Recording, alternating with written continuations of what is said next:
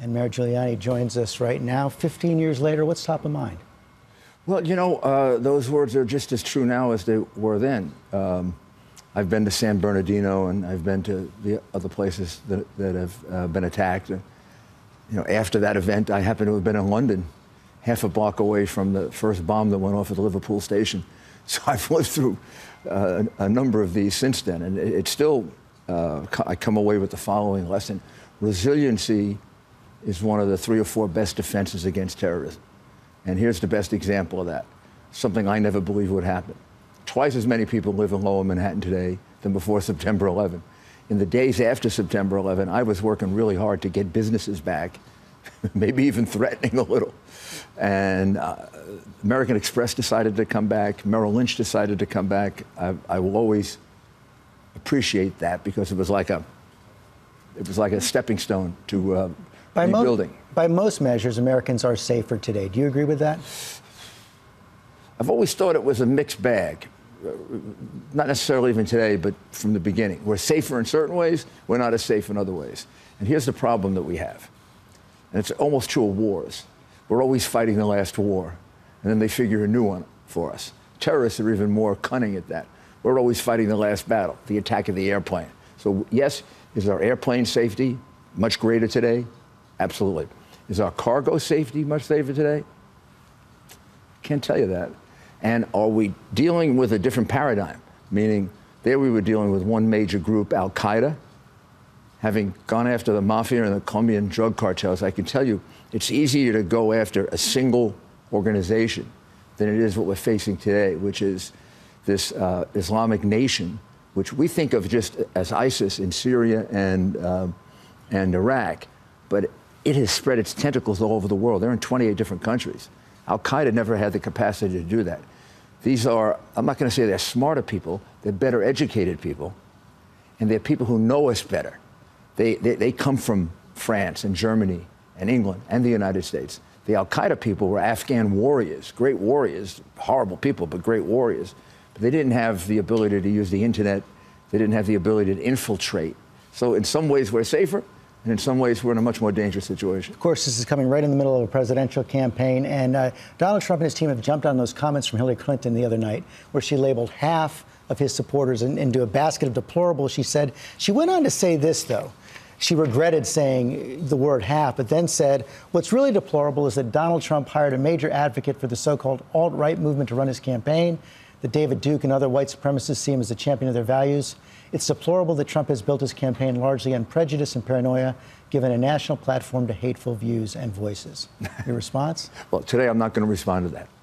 I've never done politics on September 11, even when I was running for president. I actually think the nicest thing and the best thing to say about this campaign is, I know Hillary Clinton, I know Donald Trump much better. Neither one of them is a racist. And for either one to say that means they're getting a little too excited in their campaigning. Both of them are good people. How about the issues of national security, though, coming out this week? We've seen Mr. Trump take some heat for praising Vladimir Putin. Is it appropriate to praise a dictator who represses his own people and violates international law? See, I don't think he did.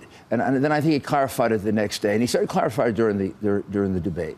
What he said was, and I really don't want to talk politics, but let me just explain this. What he said was, just because he flatters me doesn't mean he can get a better deal. You got to know Donald Trump. But he also said, if he says nice things about me, I'm going to say nice things about him. Well, the same thing Reagan did with Gorbachev. I mean, Reagan and Gorbachev dealt with each other, and it was the Soviet Union then. And Gorbachev was a killer just like Putin's a killer. But that ended the Cold War without firing a shot, because Reagan was capable of walking out of Reykjavik. As Trump made clear the other night in Pensacola, he's perfectly capable of walking out of a deal. If it's not in the best interest of the United States, it wouldn't be the first time he walked out of a deal. And generally, when, you know, I've known Donald for 28 years, when he walks out of a deal, they come back on his terms, just like they did with Reagan and Reykjavik. So I think you have to see that in the context in which it's made. He has the negotiating ability. And then this is all prefaced by a day in which he talked about major increases in our armed forces, going up to 600,000 troops instead of going down to 420, going up to 350 battleships instead of the lowest since the First World War, increasing our Air Force, modernizing our nuclear fleet.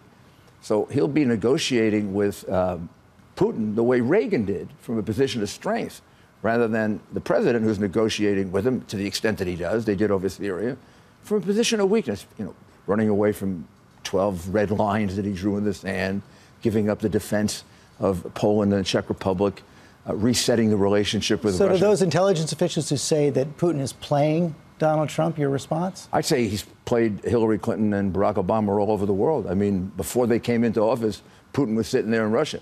Now he's in Ukraine under Obama and Clinton. Now he's in Syria, brought in by Obama.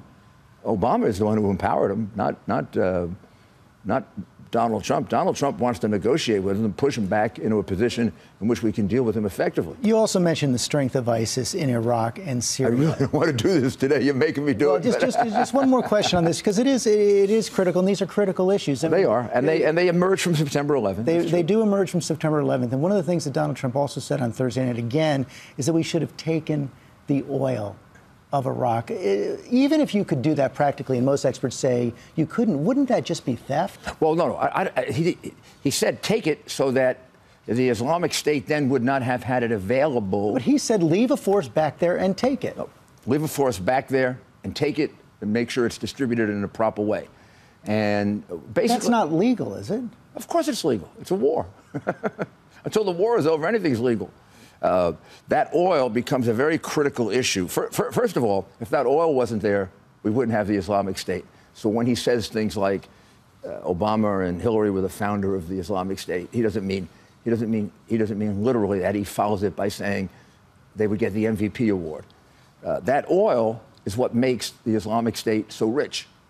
Had we held that oil, made sure that it was equitably distributed within Iraq, we would have been able to... He says we should have taken it. He said we should take it for ourselves necessarily. He said we should secure it so it doesn't get taken by terrorist forces, and then we can have some control over the distribution of it. One of the major problems is between the Kurds and the Sunnis and the Shiites is the oil and the distribution of it. Now, if we're going to have lost that many people in Iraq, we should have something to say about how that oil is distributed. That would have been the reason I would have done it. Maybe I wouldn't have anticipated, but it certainly would have been good if this had been done. If we had secured that oil, we would not be dealing with ISIS today. They wouldn't exist. Finally, before we go, I just want to ask you about a front-page story in the New York Times yesterday.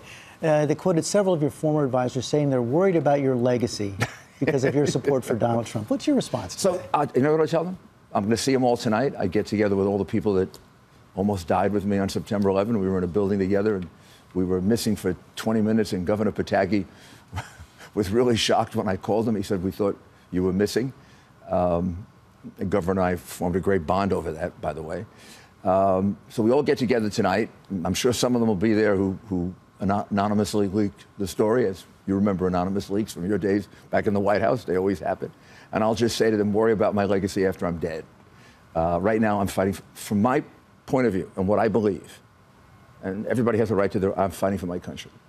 I believe there would be a major difference between the two of them in terms of our economy and, most importantly, how we deal with terrorism. I don't like the way this administration has dealt with terrorism. I think they've put us too much on defense, and there have been too many terrorist attacks in the last year. San Bernardino happened less than a year ago. You just start counting them from San Bernardino on in December of last year. And we're talking about a major escalation in terrorist attacks and a major proliferation in terrorist attacks that this administration, I believe, has encouraged by going on defense. We're sitting back waiting for the next attack. We should be on offense. When Hillary said, "I'm not going to put any troops in," you might as well stop trying to deal with them. I mean, now they know you're a patsy. Mr. Mayor, thanks for joining us this morning.